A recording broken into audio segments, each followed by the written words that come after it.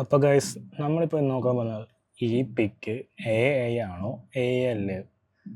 Actually ഇത് ഞാൻ ഫോട്ടോഷോപ്പിനകത്ത് digital painting ചെയ്ത വർക്കാണ്. അപ്പോൾ അതിൻ്റെ ബ്രേക്ക് ഡൗണിങ് ആണ് നമ്മളിപ്പോൾ ചെയ്ത് കാണിക്കാൻ പോകുന്നത്. ഈ പിക്കിൻ്റെ ഡിജിറ്റൽ ആർട്ടാണ് ഈ കാണിച്ചത്, ഡിജിറ്റൽ പെയിൻറ്റിങ്. ആക്ച്വലി ഇതിൽ നിന്ന് ഞാൻ ഇതിൻ്റെ ഔട്ട്ലൈൻ ഫുള്ള് ഫിഗർ എടുത്തിട്ട് ഔട്ട്ലൈൻ ഫുള്ള് ഞാൻ വരച്ചെടുത്ത് ദെൻ ആണ് ഞാൻ ഈ ഒരു വർക്കിലോട്ട് എൻ്റർ ചെയ്തത്. കണ്ടില്ലേ, കറക്റ്റ് എൻ്റെ ഔട്ട്ലൈനാണ്. ആക്ച്വലി ഇതിനകത്ത് ഞാൻ ചെയ്തിരിക്കുന്നത് ഔട്ട്ലൈൻ കറക്റ്റായിട്ട് എൻ്റെ അകത്താണ് ട്രേസ് ചെയ്ത് എടുത്തിട്ട് പിന്നെ ബാക്കി ഞാൻ എൻ്റെ അത് പെയിൻറ്റിങ്ങാണ് ചെയ്തിരിക്കുന്നത്. അപ്പോൾ പെയിൻറ്റിങ് എന്ന് വെച്ച് കഴിഞ്ഞാൽ കറക്റ്റ് ഈ രണ്ടായിട്ട് സ്പ്ലിറ്റ് ചെയ്ത് അലൈൻ ചെയ്തിട്ട് ഇതിൻ്റെ അകത്ത് നമ്മൾ ഗ്രേ സ്കെയിൽ മോഡ് എന്ന് വെച്ച് കഴിഞ്ഞാൽ ബ്ലാക്ക് ആൻഡ് വൈറ്റിൻ്റെ കറക്റ്റായിട്ട് ഫിൽറ്റർ ആഡ് ചെയ്തിട്ട് അപ്പോൾ ബ്ലാക്ക് ആൻഡ് വൈറ്റ് കിട്ടും. അപ്പോൾ ആക്ച്വലി നമുക്ക് ആ ബ്ലാക്ക് ആൻഡ് വൈറ്റിൻ്റെ കറക്റ്റ് ഡെപ്ത്ത് പിക്കിൻ്റെ എന്തോ ആണെന്ന് കറക്റ്റ് ഡെപ്ത്ത് കിട്ടും. അപ്പോൾ അതും ഈ ഒരു ഇമേജിൻ്റെ അകത്ത് കളറെല്ലാം കറക്റ്റായിട്ട് പിക്ക് ചെയ്തെടുത്തിട്ട് അതിൻ്റെ അകത്തും ബ്ലാക്ക് ആൻഡ് വൈറ്റ് പിക്ചറിൻ്റെ ഫിൽറ്റർ ആഡ് ചെയ്ത് അപ്പോൾ കറക്റ്റ് ഷാഡോസും ബാക്കിയുള്ള എല്ലാം നമുക്ക് കറക്റ്റ് പ്രോപ്പറായിട്ട് കിട്ടും. അപ്പോൾ ഈ ഒരു പിക്കിൻ്റെ അകത്ത് ഈ വരച്ചതിൻ്റെ അകത്തുള്ള ആർട്ടിൻ്റെ അകത്തുള്ള നമുക്ക് അതിൻ്റെ സ്കിൻ ടോൺ ലെയറൊക്കെ നമുക്ക് ഫുള്ള് നോക്കാം. ഇത് ഐസ്ക്രീമിൻ്റെ ലെയറാണ്, ഇത് ലിപ്പിൻ്റെ ഐ, ഇത് ഹെയർ ആണ്, ബാഗ്, ഇത് ഡ്രസ്സ്. ആക്ച്വലി ഇതിൻ്റെ സ്കിൻ ടോൺ കണ്ടില്ലേ, ഇതാണ് കറക്റ്റ് ഷെയ്ഡ് ഉള്ള സ്കിൻ ടോൺ. ഈ ഒരു സ്കിൻ ടോൺ ചെയ്യാൻ വേണ്ടി ഞാൻ എത്ര ലെയർ എടുത്തറിയാമോ?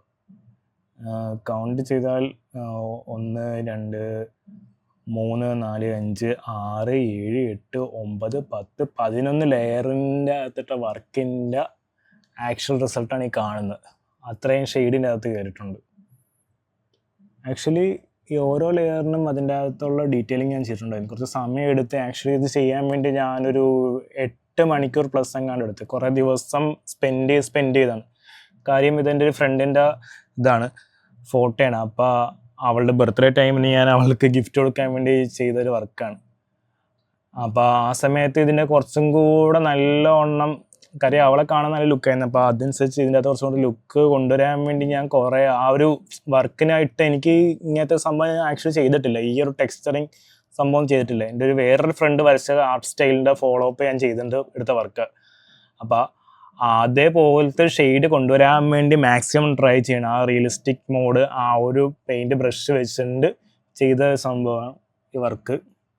ഇപ്പം ഇതാണ് എൻ്റെ ഡാർക്ക് സ്കിന്നിൻ്റെ ഒരു ചെറിയ ഷാഡോ. അപ്പോൾ നിങ്ങൾക്ക് കാണുമ്പോൾ മനസ്സിലാവും അതിനകത്ത് എങ്ങനെയാണ്.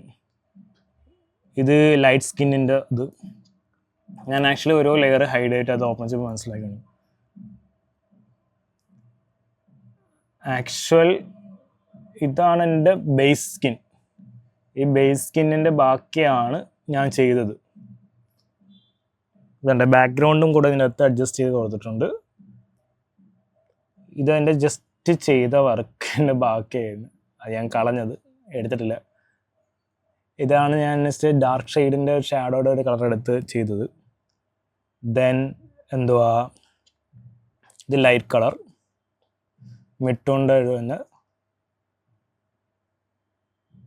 ചെറിയ ഹൈലൈറ്റ്സ്. ഇത് പ്രോപ്പർ ഡാക്കാരുടെ ഷാഡോ കുറച്ചും കൂടി ഡീപ്പാക്കി ഇത് അതിനേക്കാൾ കുറച്ചും കൂടി ഡീറ്റെയിലിങ് ചെയ്ത്. ഇപ്പം നിങ്ങൾക്ക് കുറച്ചും കൂടെ സൂം ചെയ്ത് നോക്കുമ്പോൾ മനസ്സിലാവും എത്രത്തോളം ഡീറ്റെയിലിങ് അതിൻ്റെ അകത്ത് പോയിട്ടുണ്ട്. കണ്ടോ, കറക്റ്റ് ആക്യുറേറ്റ് ആയിട്ട് ഓരോ സ്കിൻ ടോണിൻ്റെയും ഓരോ ഇതിനും ഭയങ്കര ഡീറ്റെയിലിങ് കൊടുത്ത് അതിൻ്റെ അകത്ത് നമ്മൾ ഒപ്പാസിറ്റി അഡ്ജസ്റ്റ് ചെയ്തിട്ടുണ്ട്. ഇപ്പോൾ ബാക്കി എല്ലാത്തിനും ഒപ്പാസിറ്റി ഓരോ ലെവലിലും മാറ്റം കൊണ്ടുവന്നിട്ടുണ്ട്. ബേസ് വർക്ക് ചെയ്തിട്ട് കറക്റ്റ് ആ സ്കിൻ ടോണിന് മാച്ച് ആകുന്ന രീതിയിൽ ഒപ്പാസിറ്റി അഡ്ജസ്റ്റ് ചെയ്ത് മാറ്റിക്കൊണ്ടിരിക്കും. ഇപ്പോൾ ഇതിനും ഉണ്ട് ഡീറ്റെയിലിംഗ് ഉണ്ട്, കണ്ടില്ലേ, ചെറിയൊരു മാറ്റം കണ്ടില്ലേ. പിന്നെ ഓരോന്നിനും ഓരോ രീതിയിൽ നമ്മൾ ചെയ്തിട്ടുണ്ട്. ആക്ച്വലി ഇത് പ്ലെയിൻ ആണെന്ന് എനിക്ക് തോന്നുന്നു. ഇപ്പോൾ സ്കിൻ ടോൺ കണ്ടില്ലേ. ഇനി ബാക്കി നോക്കിക്കഴിഞ്ഞാൽ ഇത് എൻ്റെ കറക്റ്റ് ആക്യുറേറ്റ് ലിപ്പ്.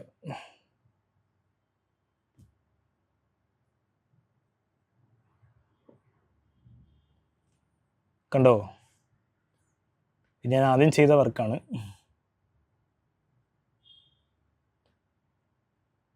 ഇതിൻ്റെ കോപ്പി എടുത്താണ് ഞാൻ ചെയ്തത്, ബാക്കി ഡീറ്റെയിലിംഗ് കൊടുക്കാൻ വേണ്ടി ചെയ്തത്. ഇപ്പോൾ സ്കിൻ ഇത്രയും സെറ്റ് ചെയ്ത്, ഡ്രസ്സ് അത്രയും സെറ്റ് ചെയ്ത്, ഡ്രസ്സിന് ഇതുപോലെ തന്നെയാണ് ഓരോ ഡീറ്റെയിലിംഗ് കൊടുക്കാൻ വേണ്ടി ഓരോ ഡ്രസ്സിൻ്റെ ഒരു സെപ്പറേറ്റ് ബ്രഷ് വെച്ചിട്ട് യൂസ് ചെയ്ത് നോക്കുക. കണ്ട, ഇത് ബേസ് കളർ. ആ ബേസ് കളർ കറക്റ്റ് ആക്യുറേറ്റ് ആയിട്ട് നമ്മൾ സൈഡിൽ എഡ്ജ് പിടിച്ച് അതിൽ തന്നെ ചെയ്തിട്ട് അതിൻ്റെ മേലിൽ ക്ലിപ്പിംഗ് മാസ്കിങ് ചെയ്യാതെ നമ്മൾ ആ ബ്രഷ് കറക്റ്റായിട്ട് ചെയ്തുകൊണ്ട് കൊടുക്കുകയും. ദെൻ ബാഗ് പിന്നെ അത്രയും ഇതായിട്ട് കാണിക്കാത്തത് കൊണ്ട് നമുക്ക് വലിയ പ്രശ്നമില്ല. ഹെയർ കുറച്ചും കൂടെ സമയം എടുത്താണ് ഞാൻ അത്രയും ഡീറ്റെയിലിംഗ് കൊടുത്തത്. പിന്നെ കണ്ണ് കുറച്ചും കൂടെ കഷ്ടപ്പാടായിരുന്നു. ചുണ്ടിൻ്റെ കളർ എനിക്ക് എപ്പോഴും പ്രശ്നം കിട്ടുന്ന സംഭവം ചുണ്ട്, കണ്ണ്, മൂക്കൊക്കെ സംഭവം. പക്ഷെ ചുണ്ടിൻ്റെ കളർ ഞാൻ പറ്റുന്ന മൊത്തം മാക്സിമം പിടിച്ചു ചെയ്യാൻ വേണ്ടി. പിന്നെ എന്തുവാ, ഐസ്ക്രീം. ഇത്രയും ചെയ്തിട്ട് ഞാൻ എന്തുവാ ഇത് പിക്കായിട്ട് സംഭവം ചെയ്ത് കൊടുത്തു. ഇതണ്ട, ഔട്ട്ലൈൻ ഇല്ലാത്ത ഇതാണ് നമ്മൾ കാണുന്നത്.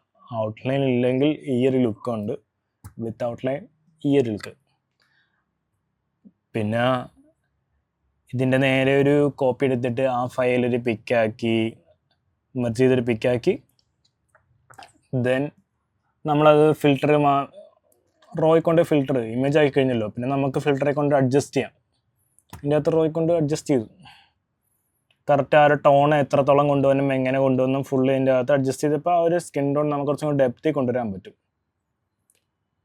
അങ്ങനെ ചെയ്ത വർക്കാണ് ഇവർക്ക്. ഏതോ ലെയർ പുറകിൽ ഓണായി കിടക്കുന്നുണ്ട്, അതിൻ്റെ ഒരു പ്രശ്നമാണ് ഈ കാണുന്നത്. നോക്കട്ടെ, നമ്മൾ ഈ സ്കിൻ ടോൺ ടൈമിൽ ഏതോ ലെയർ നമ്മൾ ഓപ്പണാക്കിയ ക്ലോസ് ചെയ്തിട്ടുണ്ട്. ആക്ച്വലി ഇത് പിക്കല്ലേ, ആ പിക്കിൻ്റെ അഡ്ജസ്റ്റ്മെൻറ്റിന് വന്ന ഇഷ്യൂസാണ്, വേറെ ഒന്നുമില്ല. ഇപ്പോൾ സെറ്റായി. ഇപ്പം ഇതാണ് എൻ്റെ ഫൈനൽ ഔട്ട് വരുന്നത്. ഇപ്പോൾ ഈ ഔട്ട് തന്നെ എടുക്കാൻ വേണ്ടി നമ്മൾ ആക്ച്വലി ഞാൻ പറഞ്ഞില്ലേ, അവൾക്ക് പോലും അറിയത്തില്ലെന്ന് തോന്നുന്നു ഇതിന് ഇത്രയും സമയം എടുത്ത് ചെയ്ത വർക്കാണെന്ന്.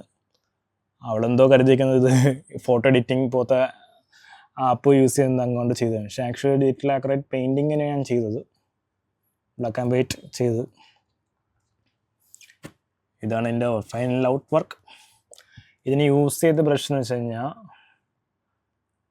കാണിച്ചു തരാം.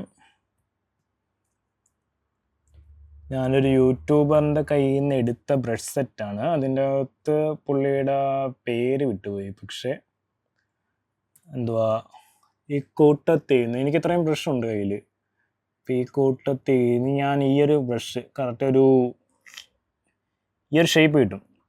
ദെൻ നമ്മൾ ഓരോന്നിനും അനുസരിച്ച് ഇതിൻ്റെ ഫ്ലോ പ്രഷർ കൊടുത്തു, ദെൻ ഒപ്പാസിറ്റിക്കും കൊടുത്തു. അപ്പം അനുസരിച്ച് നമുക്ക് പ്രഷർ ചെയ്യുന്നതനുസരിച്ച് ഓരോ സാധനം അനുസരിച്ച് മാറിക്കൊണ്ടിരിക്കും. അപ്പോൾ ആ രീതിയിലാണ് ഈ ഒരു സംഭവം ചെയ്തത്. ഇപ്പോൾ ഈ സ്കിൻ ടോൺ തന്നെ ഉണ്ടല്ലേ, ഇത്രയും ഡീറ്റെയിലിംഗ് കൊണ്ടുവന്നത് എല്ലാം ഈ ബ്രഷർ മാത്രമേ, ഈ ബ്രഷ് ഉപയോഗിച്ചാണ്. ആക്ച്വലി ഔട്ട്ലൈൻ മാത്രമാണ് നമ്മൾ റൗണ്ടർ ബ്രഷ് എടുത്തത്, ബാക്കിയെല്ലാം ഈ ബ്രഷ് തന്നെ യൂസ് ചെയ്യുന്നത്, ഫുൾ കളറിങ് എല്ലാ വർക്കും ചെയ്തത്. അപ്പോൾ ഇതുപോലത്തെ വീഡിയോസിന് ഇനിയും വേണമെങ്കിൽ ചാനൽ ഫോളോ ചെയ്യുക, സബ്സ്ക്രൈബ് ചെയ്യുക. Okay, by.